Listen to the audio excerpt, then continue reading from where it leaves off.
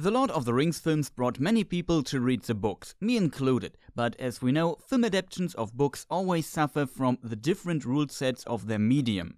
Books focus on words and often on putting pictures in the heads of their readers. Tolkien was a master in doing this. Film often wants to create immersion too, but has access to all benefits of being audiovisual. Its only drawback is the limitation of time. Books can tell stories over thousands of pages, covering every detail, telling very complex stories. In film, you have to work with the 2 or 3 hours you have to tell everything. When you transfer a book story into a film, the result is almost always a reduction in complexity, story changes, restructuring and cutting things, but therefore you have music and beautiful pictures. You have totally different challenges and need many different arts to make a film work at all. Definitely true for the Lord of the Rings movies, even with their unusual length. Now, as a channel that explains the lore of Tolkien's books in depth and using beautiful pictures from the films, the news of Amazon massively investing into the production of a series in Tolkien's Lord of the Rings universe was quite interesting for me, and people often asked me about it in the comment section. There are several elements that make this announcement special. First, Amazon produces a series which bends the rule of time limitation a bit. In this format, you suddenly have much more time available to tell more complex stories. Of course, depending on the complexity, it can still be not enough. Second, Amazon seems to work together with the Tolkien estate, that's the Tolkien family, instead of Middle-earth Enterprises, a company that holds the filming rights for The Lord of the Rings and The Hobbit. John Ronald Reuel Tolkien sold the rights in the 60s and never thought it would be possible to create a film adaptation of his books. His son and former head of the Tolkien estate, Christopher Tolkien, who is the authority on Tolkien's works right now, is not a fan of the films, which I can understand from his perspective. The films change many things and focus on some of the duties of modern blockbuster cinema. They cut out important parts of the story, they fused characters and altered their motivation. Not much is left of the philosophical thoughts from Tolkien about, for example, the gift of man, which is death. This makes it a bit surprising that the Tolkien estate sells a license to Amazon for parts of the stories they still have the film rights to. If you ask yourself what is left, they still have the Silmarillion, the appendices, and Tolkien's notes, which includes materials for decades to come. This is also why the new series will cover events between and before The Lord of the Rings and The Hobbit. This in itself makes this announcement very interesting. Never before had big studios access to this material. At least in theory they have access to all of it. Third, they want to invest $1 billion, which is a new record for a budget of a series. A big investment. This makes it also a serious commitment. You never know if they will screw it up or not, but not enough budget seems not a problem right now. What do we know so far? The series is still a long time away and in a very early state, not even in production yet, so we won't see it until 2020 or more likely 2021. But I think we will see more news next year, because they have to start production until the end of 2019, according to one source. Of course, this information could be wrong, but you don't spend $250 million on a license alone and then wait 10 years. The Amazon original series will be produced by Amazon Studios, but also New Line Cinema, which is part of Warner and worked on the previous films. Beyond the Tolkien estate, the current book publisher of Tolkien's works, HarperCollins, is involved too. It seems that they will cover different parts of the appendices in 5 seasons, starting with a young Aragorn. I guessed that they would make something about the foundation and wars of Rohan, or the war of dwarves and orcs, as an introduction, but Aragorn makes sense too. He is a beloved and well-known character, and since he's around 87 years old in Lord of the Rings, he definitely has a long and interesting path that we know only few details about. We have a basic outline with space for new or more detailed stories, which is probably what they are looking for. Besides this, I can imagine all kind of stories of the Third Age, for example, Rohan's and Gondor's history. They have a lot of conflicts with Sauron, the Easterlings, the Dunelandings, Umbar, including Black Númenóreans, and the Haradrim. But we also have the fall of Arnor and the conflict with Angmar, in addition the kinstrife in Gondor. Then we have the dwarves, how Moria was lost, the war of dwarves and orcs, and the war of dwarves and dragons. They could also drift in a totally unexplored direction, like what happens in the Far East, where Sauron hides and the Blue Wizards are active, so tons of interesting places. But let's have a closer look at what we know from the books and could see in a series about a young Aragorn. Obviously, spoiler warning.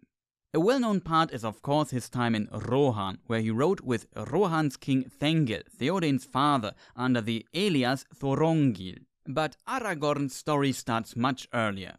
When he was 2 years old, his father Arathorn II was killed by an orc arrow while hunting orcs with Eladan and Elrohir, the two twin sons of Elrond. This early death was also prophesied to his wife Gilrain.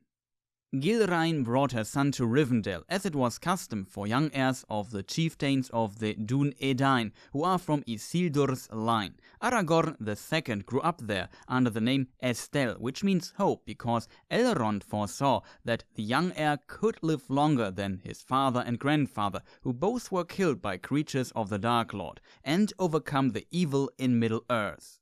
Elrond also became his foster father and loved Aragorn like a son, which is interesting because Elrond himself and his twin brother had a foster father too when they were young, but this was in the First Age. I explained this in the Círdan and the History of the Elves video in case you are interested in this story.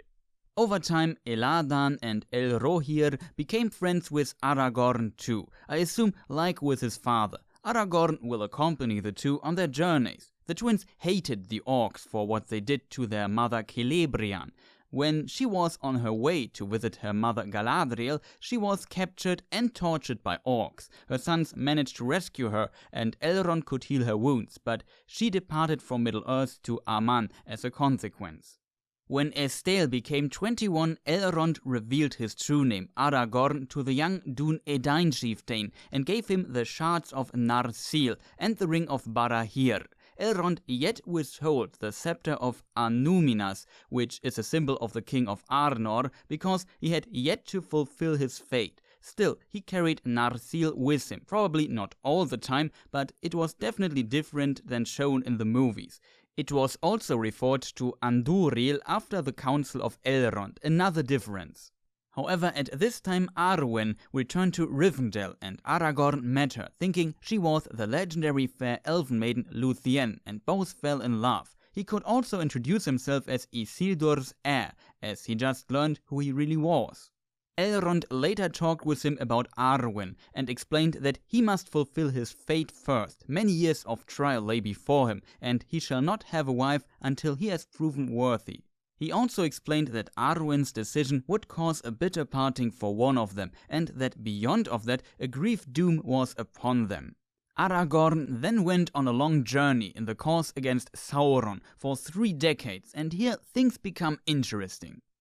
He met Gandalf in this time. He rode with the king of Rohan, Theoden's father, as Thorongil, but he also rode and fought for the steward of Gondor at land and sea. He attacked the havens of Umbar with little casualties and killed their lord and destroyed many ships in a surprise attack. He worked quite hard in this time to become the man who will be king one day.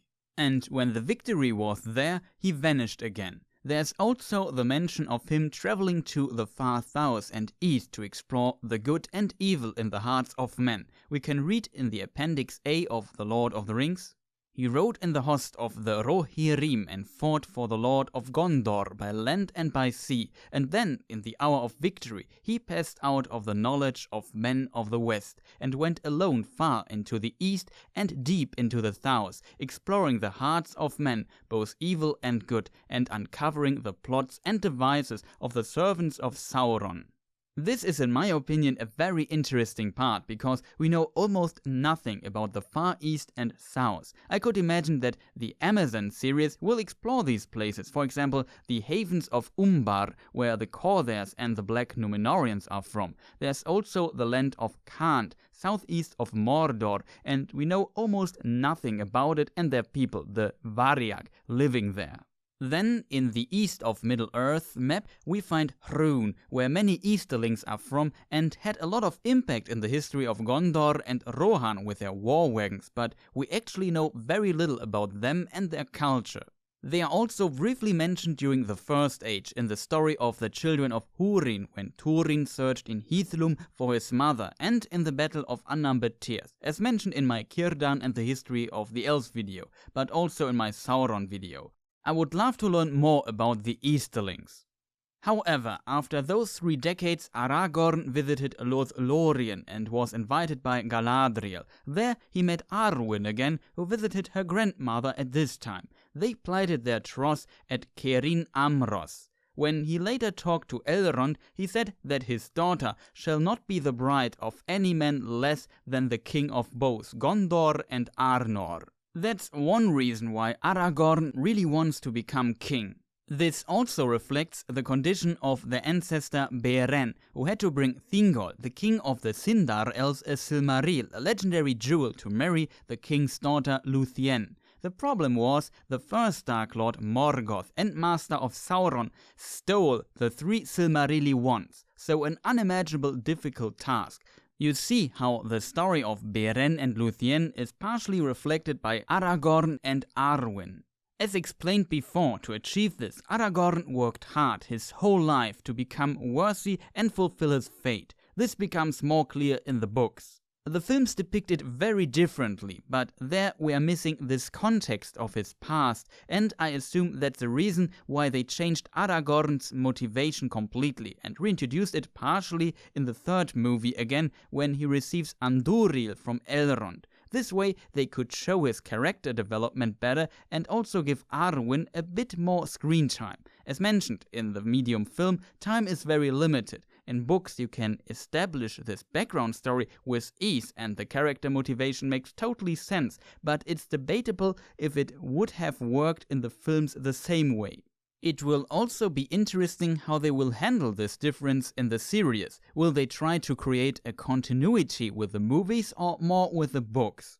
Another interesting chapter of Aragorn's life is his and Gandalf's search for Gollum. They searched him for decades, but were too late in the end. The power of the One Ring, which has poisoned his mind for centuries, probably drew him to Mordor, where he was captured and interrogated. And this way Sauron learned about Baggins and Shire. After that, Gollum was set free and Aragorn captured him in the Dead Marshes and brought him to Thranduil's realm, where Gandalf interrogated him to learn more about the missing puzzle pieces of the One Ring's path.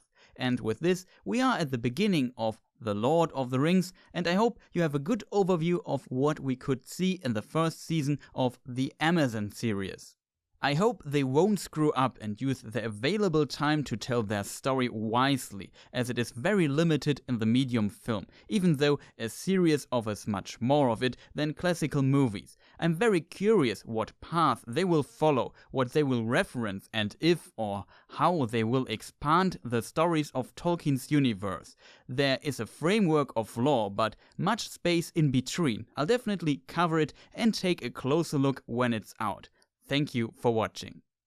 For those curious of what's coming next, I'm planning to produce the first episode of my announced Answer a Lore Question from the Comments series. I still don't have a title yet. If you have good lore questions for the series, feel free to post them in the comments.